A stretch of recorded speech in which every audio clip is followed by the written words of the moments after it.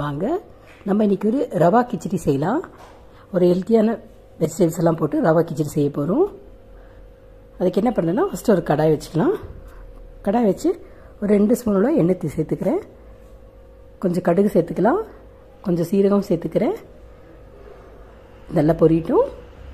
கூட ஒரு 2 ஸ்பூனோட கடலைப்பருப்பும் சேர்த்து நல்லா வதக்கியாச்சு. ஒரு கப்போட பஞ்சு ரவை சேர்த்து நல்லா வதக்கி விட்டுக்கலாம். நல்லா வதங்கட்டும். நல்லா வதங்கிச்சுனாக்கா நல்லா உதிரியாக வரும் இந்த கிச்சடி. பாருங்க, இப்படி நல்லா வதக்கி எடுத்துக்கலாம். ஒரு 2 to 3 மினிட்ஸ் நல்லா வதக்கலாம். வதங்கட்டும்.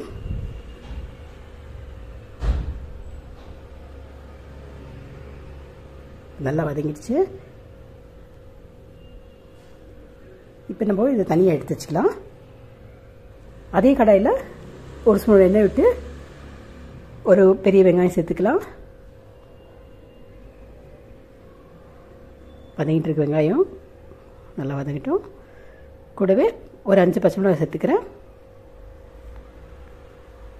ஒரு 1/4 கப்பளம் கேரட்டு சேர்த்துக்கலாம். தேவைக்கேற்ப உப்பு சேர்த்துக்கிறேன். கல் உப்பு சேர்த்துக்கிறேன் நான் இன்றைக்கி. பாருங்கள், நம்ம உப்பு போட்டாலே அடி பிடிக்காது. ஏன்னா உப்பு தண்ணி விட ஆரம்பிச்சிடும். அதனால நம்ம உப்பு போட்டு நல்லா வதக்கலாம். வதக்கிட்டோம். நம்ம வதங்கிச்சுன்னா கலரே சேஞ்ச் ஆகும், கேரட்டோட கலர் சேஞ்ச் ஆகும். இப்போ நான் அதே போல் நறுக்கி வச்ச பீன்ஸை சேர்த்துக்கலாம். சேர்த்து அதையும் நல்லா கலந்து விட்டுக்கலாம். நல்லா வதங்கிட்டு இருக்கு. நல்லா வதங்கிடுச்சு. ஒரு 1/4 ஸ்பூன் மஞ்சள் தூள் சேர்த்துக்கிறேன். அதே போல் ஒரு 2 தக்காளி சேர்த்துக்கலாம், பெரிய தக்காளி. எல்லாத்தையும் போட்டு நல்லா வதக்கி விட்டுக்கலாம்.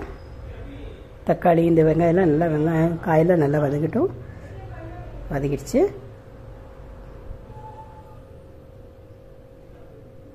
அந்த பச்சை வாசனை போகிறதுக்கு நல்லா வதக்கி விடலாம்.